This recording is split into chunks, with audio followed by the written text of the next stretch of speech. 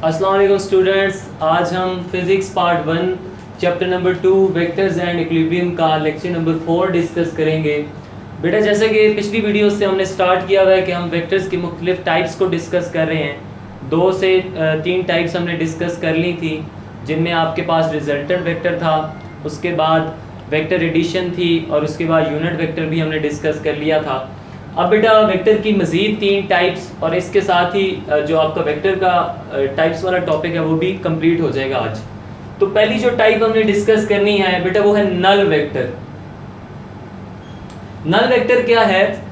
अगर आप इसकी डेफिनेशन पढ़ें, a vector whose magnitude is 0 and direction is arbitrary. बेटा अगर किसी भी वेक्टर को डिफाइन करना हो तो 2 चीज़ें हमें पता होनी चाहिए, एक उसका मैग्नीट्यूड और दूसरा उसकी डायरेक्शन। बिकॉज वेक्टर जो है वो मुकम्मल ही तब होता है जब आपके पास उसकी डायरेक्शन और मैग्नीट्यूड की मुकम्मल इंफॉर्मेशन मौजूद हो। तो बेटा ऐसा वेक्टर जिसका मैग्नीट्यूड क्या हो बेटा 0 हो, मैग्नीट्यूड क्या हो 0 हो और उसकी डायरेक्शन क्या हो आर्बिट्रेरी। आर्बिट्रेरी वर्ड से मुराद कोई भी, उसकी डायरेक्शन कुछ भी हो सकती है। ठीक हो गया बेटा?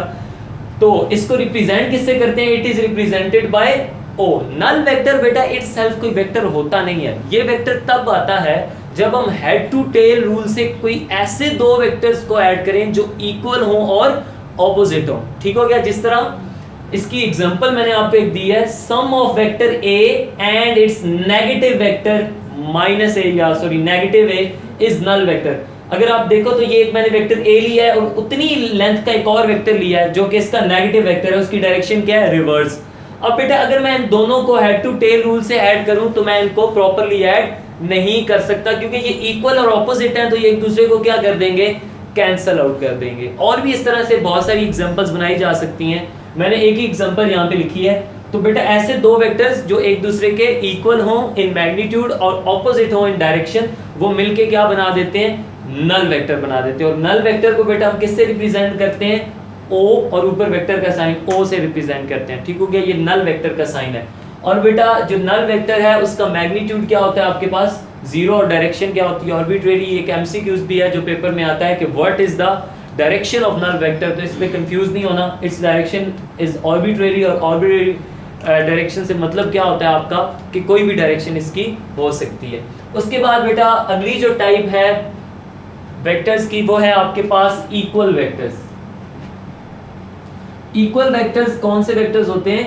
2 और more than 2 vectors having same magnitude and direction. मैं बार बार यही बात करता हूं कि वेक्टर को जब भी पढ़ना है बेटा उसके मैग्नीट्यूड और डायरेक्शन को ही डिफाइन करना है। तो 2 ऐसे वेक्टर्स या 2 से ज्यादा 2 और मोर देन 2 वेक्टर्स जिनकी डायरेक्शंस और मैग्नीट्यूड दोनों चीजें सेम हों वो क्या कहलाते हैं? आपके पास इक्वल वेक्टर्स कहलाते हैं। अगर डायरेक्शन सेम नहीं होगी फिर भी वो इक्वल नहीं होंगे, अगर मैग्नीट्यूड सेम नहीं होगा तो फिर भी वो इक्वल नहीं होंगे। तो ये दोनों चीजें इक्वल होना जरूरी है, magnitude and direction. For example 2 parallel vectors of same magnitude and directions are equal vectors. ऐसे 2 वेक्टर्स जो पैरेलल हों और उनकी डायरेक्शन भी सेम हो और लेंथ भी सेम हो, जिस तरह ये एक वेक्टर ए है और ये एक वेक्टर बी है। अगर आप देखें तो इन दोनों की लेंथ यानी कि मैग्नीट्यूड भी इन वेक्टर्स का सेम है और एरो के साइन जो कि डायरेक्शन शो कर रहे हैं तो इन दोनों की डायरेक्शन भी क्या है? सेम है। तो ये दोनों वेक्टर्स क्या कहलाएंगे? आपस में इक्वल। तो अब मैं लिख सकता हूं कि vector A is equal to vector B, क्योंकि इनकी डायरेक्शन भी सेम है और इनकी मैग्नीट्यूड भी आपस में सेम है। ठीक हो गया? अगर बेटा इनमें से एक की डायरेक्शन इस तरफ को होती तो फिर हम इनको सेम नहीं कह सकते। कुछ बच्चे इनको भी सेम कह देते हैं, इन 2 वेक्टर्स को, लेकिन डायरेक्शन का सेम होना भी जरूरी है क्योंकि वेक्टर डायरेक्शन के अलावा अनडिफाइंड है। ठीक हो गया बेटा? उसके बाद है अब आपके पास लास्ट टाइप ऑफ वेक्टर जो आती है और बड़ी इंपॉर्टेंट टाइप है, वो है बेटा पोजीशन वेक्टर्स। पोजीशन वेक्टर आप मैथमेटिक्स के अंदर भी पढ़ते हैं और फिजिक्स के अंदर भी। It is a vector which represents the position of a point with respect to origin। अगर आपके पास प्लेन में या स्पेस में 2 डायमेंशंस में या 3 डायमेंशंस में दोनों में कोई पॉइंट मौजूद है और आप उसकी जो ओरिजिन से पोजीशन बताना चाहते हैं तो वो आप बताएंगे with the help of a position vector. बेटा अगर आप गौर करो तो ये पॉइंट P आपको नजर आ रहा होगा, ये मेरे पास एक पॉइंट P है जिसके ऑर्डिनेट्स क्या हैं? A and B। ऑर्डिनेट से मुराद क्या होता है? कि x y के x एक्सिस से उसका कितना डिस्टेंस है उस पॉइंट का और y एक्सिस से उसका कितना डिस्टेंस है। ठीक हो गया बेटा। तो एक पॉइंट P है जिसके ऑर्डिनेट्स a, b हैं, उसकी हमने पोजीशन बतानी है किससे, ओरिजिन से। तो मैं क्या करूंगा, ओरिजिन को उस पॉइंट से मिला दूंगा और यहाँ पे एरो का साइन डाल दूंगा, तो ये इस पॉइंट P का क्या बन जाएगा आपके पास, पोजीशन वेक्टर बन जाएगा। इसको पोजीशन वेक्टर बेटा इसीलिए कहते हैं क्योंकि ये पॉइंट की क्या बताता है, ओरिजिन से क्या बता रहा होता है, हमें पोजीशन बता रहा होता है। इसी तरह बेटा अगर एक वेक्टर एक पॉइंट प्लेन के अंदर नहीं है, स्पेस के अंदर मौजूद है, जिस तरह ये वाला पॉइंट जो है, इधर आपको 3 एक्सिस नजर आ रहे हैं, x axis, y axis and z axis. अब बेटा इस पॉइंट के ऑर्डिनेट्स भी 2 नहीं होंगे बल्कि 3 होंगे, क्योंकि इसका x एक्सिस, y एक्सिस और z एक्सिस तीनों से कोई ना कोई कनेक्शन बन रहा है। ठीक हो गया। तो यहाँ पे ऑर्डिनेट्स x, y और z यानी कि a, b और c, x axis, y axis और z एक्सिस तीनों एक्सिस से हम क्या बताएंगे, इसका डिस्टेंस बताएंगे। और अगर हम ओरिजिन को पॉइंट से मिला दें तो ये इसका क्या बन जाएगा, पोजीशन वेक्टर। ठीक हो गया। और ये इसकी पोजीशन को डिस्क्राइब करेगा विद रिस्पेक्ट टू ओरिजिन। उसके बाद बेटा आती है इसकी रिप्रेजेंटेशन, कि इसको रिप्रेजेंट किससे करते हैं, इसका सिंबल क्या है। तो इसका सिंबल है बेटा स्मॉल r और ऊपर वेक्टर का sign. It is represented by small r with the arrow head. ठीक हो गया। और एरो हेड शो कर रहा है कि ये एक वेक्टर है। उसके बाद बेटा इसका फॉर्मूला, तो इसका फॉर्मूला क्या है, r is equal to square root of a plus b।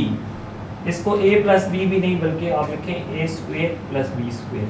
ठीक हो गया। यानी जो दोनों ऑर्डिनेट्स हैं उनका स्क्वायर करके उनको प्लस करके स्क्वायर रूट कर लेना है। अगर आपको याद हो मैथमेटिक्स के अंदर आप एक डिस्टेंस फॉर्मूला यूज करते थे, 2 पॉइंट्स के दरमियान डिस्टेंस फाइंड आउट करने के लिए आप एक फॉर्मूला यूज करते थे। ये वही फॉर्मूले की थोड़ी सी यहाँ पे एलैबोरेशन की गई है। इसी तरह बेटा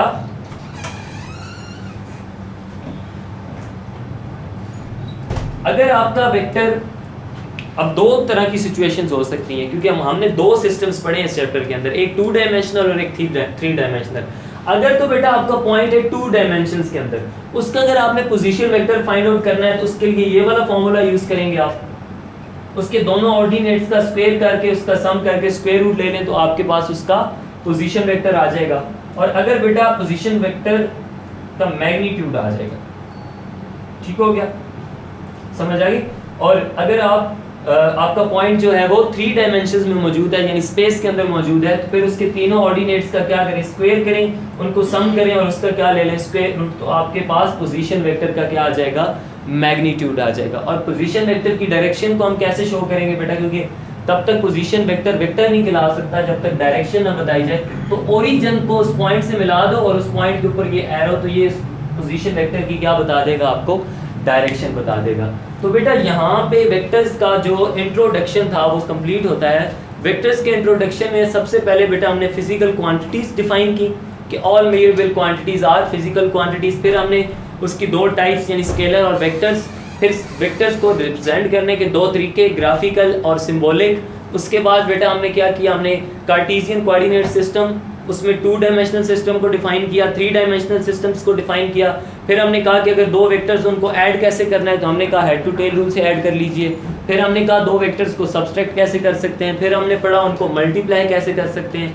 फिर रिजल्टेंट वेक्टर क्या होता है, यूनिट वेक्टर क्या होता है, आपके पास इक्वल वेक्टर्स क्या हैं, उसके बाद आपके पास नल वेक्टर क्या है और आपके पास पोजीशन वेक्टर क्या है। अब तक बेटा हमने जितना भी पढ़ा है इसमें कोई लॉन्ग क्वेश्चन तो नहीं है, लेकिन इस चैप्टर के मैक्सिमम शॉर्ट क्वेश्चन इसी पोर्शन के अंदर से बनेंगे कि आपसे कोई भी डेफिनेशन पूछ लेगा और उसके साथ आपसे कोई भी एग्जांपल पूछ लेगा या बहुत सारे एमसीक्यूज भी इसके अंदर से बन सकते हैं। So this was types of vectors. इंशाल्लाह जो नेक्स्ट टॉपिक हम स्टार्ट करेंगे वो 9th क्लास का एक टॉपिक जो आपने पढ़ा था, resolution of vectors into its rectangular components, वो पढ़ेंगे। अपना ख्याल रखिएगा। जज़ाकल्लाह।